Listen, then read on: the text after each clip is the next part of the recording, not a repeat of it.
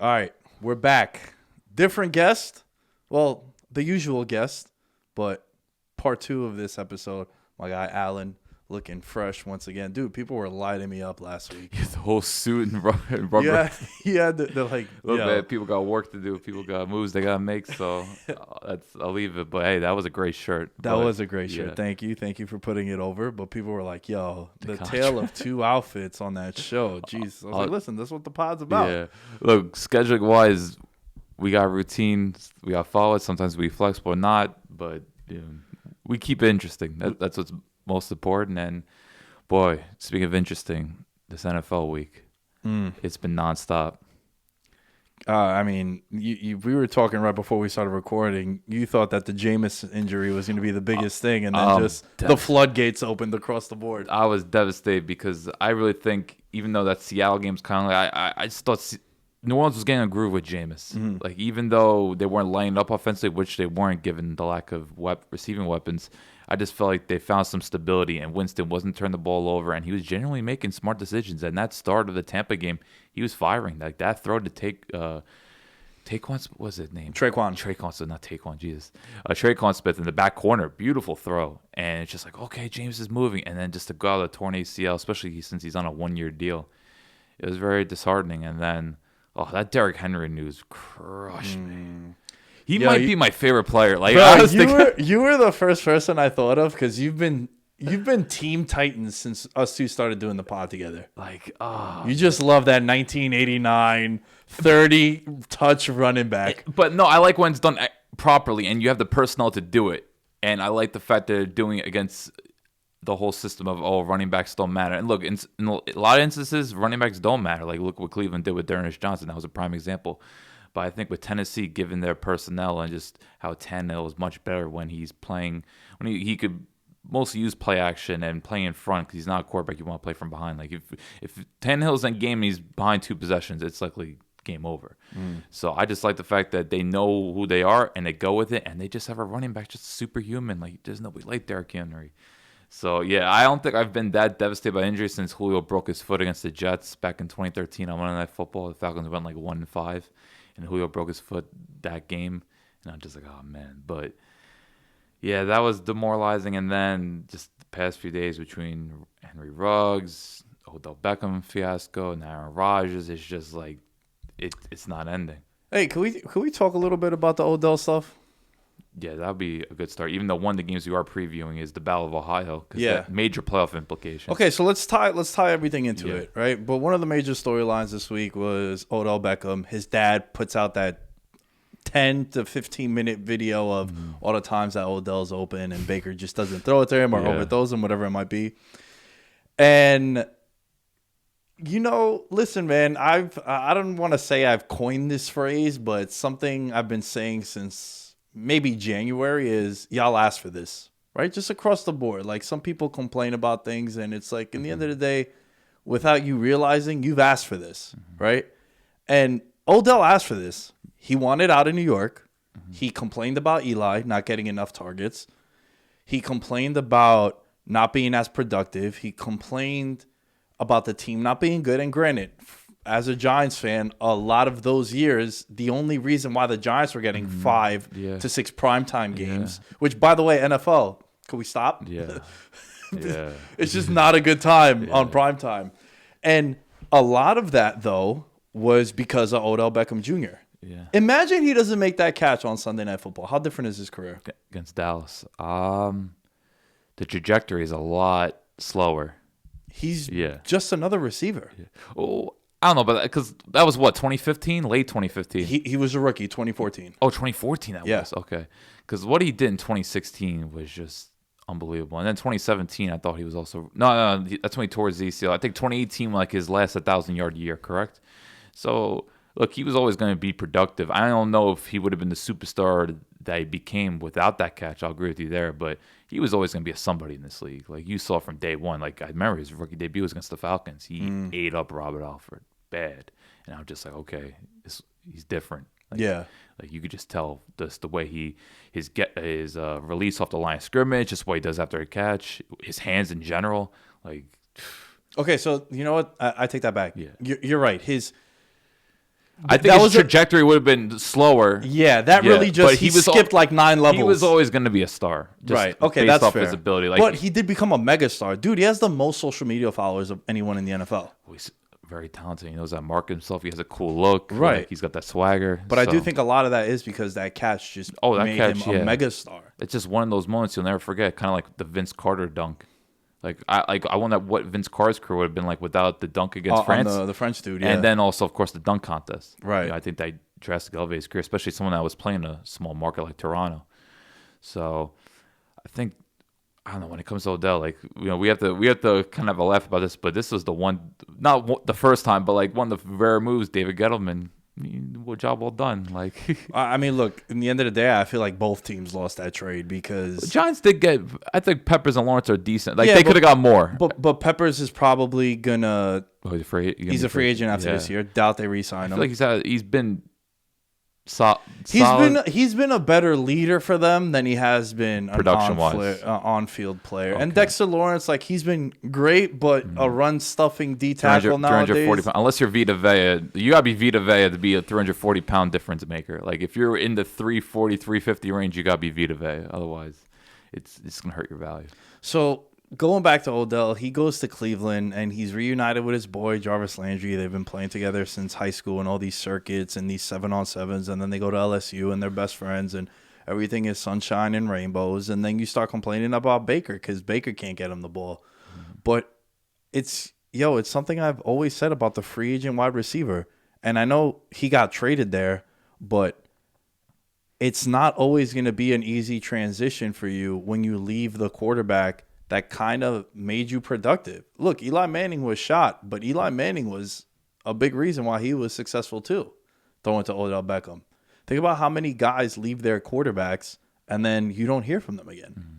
I'm talking about big free agents that sign money. Mm-hmm. The list goes on and on. I just think back in 2019, it seemed like everything was aligning because we all know how good Baker Mayfield was in the rookie year, albeit his numbers were inflated because some of those games against Cincinnati kind of boosted on us. But look, the promise is there with Baker. And I still think Baker has an incredible arm, and he makes plays that quote-unquote system quarterbacks can't make. That said, I think we kind of know his limitations. But Baker is a little bit above that. He's above a Jared Goff, Jimmy Garoppolo, etc. But it just has not clicked. And I thought Stefanski would open things up. Because to me, 2019, I thought most of the blame, like, okay, but Odell didn't play great, but you look at that Cleveland disaster offensive line, which was a huge question mark. Remember, you were very down on Cleveland going the year. Big part. That was the year that everyone was hyping up Cleveland. Yeah, me too as well. And then, of course, Freddie Kitchens' play calling was disastrous. But a lot of people just thought, okay, Stefanski, we've seen the way he's done in the past, particularly with Stephon Diggs and that Minnesota offense. All right, things will open up because Cleveland's one of the best teams at just creating those wide open chunk plays. You just see, like, okay, Cleveland doesn't have explosive players necessarily, especially at the receiver position, but they just know how to get 15, 20 yards in a bang. Like, they know how to get the rollout and get Baker on the move.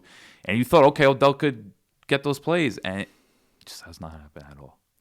I mean, even some of the running plays that Stefanski draws up, it looks like Nick Chubb gets to the second level without even being touched. Right. And you saw that there's that game with Johnson. Yeah. Like, Darren Johnson has talent, but you look at the offensive line and just what Stefanski dials up, it's just Cleveland, that's the reason why I know they're struggling right now, but last year they were one of the most efficient teams, and they're one of the teams that had the most time possession. Like, a lot of those games, they had 33 to 35 minutes per game where they had the ball, which is like what you want as an offense. I think if you have the ball around that time frame, you're going to win games.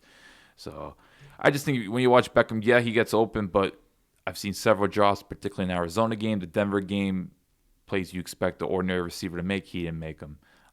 He hasn't exactly been perfect himself either. So to me, I think there's reasons for criticism. There's reasons why I think he looks like a shadow of his former self. But if you're going to criticize the Browns, this is the one thing I have a huge issue with the Browns. Why didn't you just trade him? Yeah. The fact that you wait until after the deadline now to say for him he's not a part of the team anymore. And it was well documented the Saints wanted him as well. And the Saints, granted, they were doing their own shady business with Michael Thomas. They were trying to finesse somebody, which obviously wasn't going to work. But it's just, if you're so disinterested, and it's clear, look, it was proven last year, your offense, I'm not going to say it's better, even though stats prove it, but like, it's clear you could operate without Odell and things are going to go swimmingly. proved it last year. So to me, it shouldn't have been too much of a hassle to get rid of him, especially when look everyone knows he's not going to be on the team next year. There's just no way. Oh, after this, it's Yeah. done. So to me, they should have taken action and get whatever. Like, don't even go crazy about draft picks. Like some people think, oh, get a second or third. I'm like, at this point, if you get a fifth for Odell, take it. What did Julio go for? A second. I'd probably give like a fifth round pick for Odell right now. Like, right now, at this very moment, that's as far as I'd go. Yeah. Like you look at Von Miller got a second and third. Julio got a second. So it's like just based on what we've seen Odell for the past 2.5 seasons. And the reason why I say fifth is not a slight to Odell that I think he's washed. I think it's because now you also lose leverage if you're the Cleveland Browns too. So at that point, this is a super buy low for a team if they were to buy low on Odell. And they still can. Like, who knows? Like, I could see him being released. Yeah, I think that's what it leads to. Right. And it's unfortunate because Cleveland, I feel like they've built a very cohesive, stable organization. Like, I feel like they've done a lot of work to reconstruct things and bring back integrity into the organization. So for this to happen is a bad look. And who knows? A guy like Jarvis Landry, who's obviously a very close friend of his. And so you want Baker Mayfield. It seems like Baker Mayfield knows how to galvanize his players around him. Like Baker Mayfield's viewed as a leader. So for this to happen, come off a very ugly loss against Pittsburgh, and now you're going to a critical stage of the season, Cleveland's got to make some moves. Against the team you're chasing in Cincinnati, who's coming off a bad loss. Yes. Yeah, I was talking about this with Impy, how it's a term in sports betting that I've been throwing around called the sandwich spot, where the Bengals got caught in between a division. One side of the bread, the meat was the Jets. The other side of the bread was the Browns now. And it seemed like that was a letdown spot for the Bengals, and it turned out to be. But also, dude, they had an 11-point lead with 5 minutes left in the loss game. was totally unacceptable. Yeah. Jets scored a touchdown. They get the conversion, and then the first or second play after that, Burrow throws the pick. Right. So they really let that game slip. It's not a situation where the Jets were dominating the whole game. They kind of just let that one go away. Very similar to the Saints with the Giants, how they were dominating that game in the last 8 minutes. Giants went on this crazy run. Talk about we always like to mention those games that we're going to look back at the end of the year. That's going to, well, now with the Winston news, I don't know, but that was a weird one. It is, but like the Giants have been quietly competitive. Like they're playing decent football. Like They I have. Yeah, I don't think it's that shocking. Even though like the Saints are obviously playing well and they're likely going to be a playoff team, but like it's not like the Giants are the Jaguars or the Lions. Like I'm not gonna say Giants are respectable, but like when you play a Giants, like it's most likely gonna be a competitive game. Like their defense comes to play and their offense has enough playmakers where they make it interesting. Yeah, the one game that they got embarrassed was the Rams game. Rams are embarrassing a lot of teams. Man. Yeah. And then the other one was the Cowboys game, but that's when Daniel Jones got hurt. They had the ball, and it was 10-10. Can't count Mike Glenn. But this game now, it would be very fitting if Baker comes out and throws for like 350 yards and 3 touchdowns. I mean, it could happen. I think Cincinnati, that wasn't a fluke loss. I think there's major red flags. Ooh. Their offensive line is a complete mess, which we kind of knew going into the season was going to be bad, but it is kind of a mess. I don't think I've seen a more atrocious tackling performance. I thought the tackling was just unacceptable.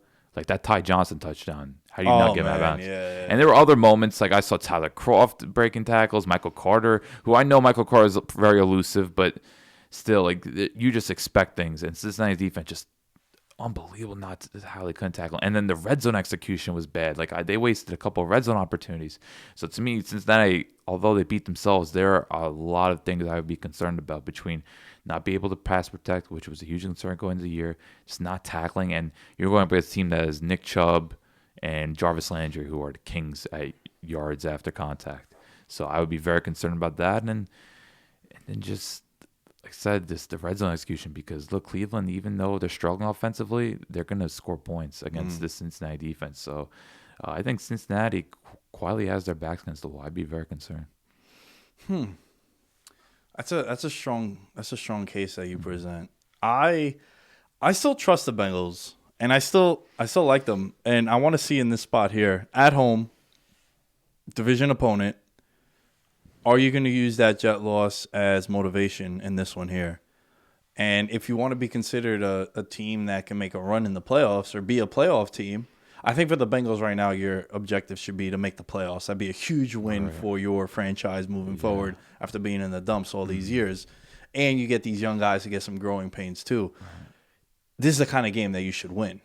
To me, there's not a lot of margin for error. There's 4 teams in this division going for the playoffs. You have to put Pittsburgh there at this point. Pittsburgh's not going away. Nah, that's Their battle. the old head at the park that Yeah. still gets picked and picked up. I don't care how ugly Pittsburgh looks offensively. They're going to bring it, and particularly with that defense. So And you know what? Their offensive line has been playing a little bit better. yeah, they were They're- moving news against Cleveland. Cleveland's Yeah. getting pushed around quite a bit, which is, I think, most interesting thing about this game besides the skill position players on Cincy is probably just what happens in the trenches because both sides, right? yeah, because Cincinnati has some guys up front. Trey Anderson's had a very good year. DJ Reader is in Hubbard. Hubbard. So like they could get after it. I know Cleveland has their stars, and I fully expect Garrett to go crazy. Like besides Trevion Diggs, I think Garrett's probably gonna be up there for defensive player of the year. I know Diggs is getting all the attention, but Garrett's been he's been making plays all over.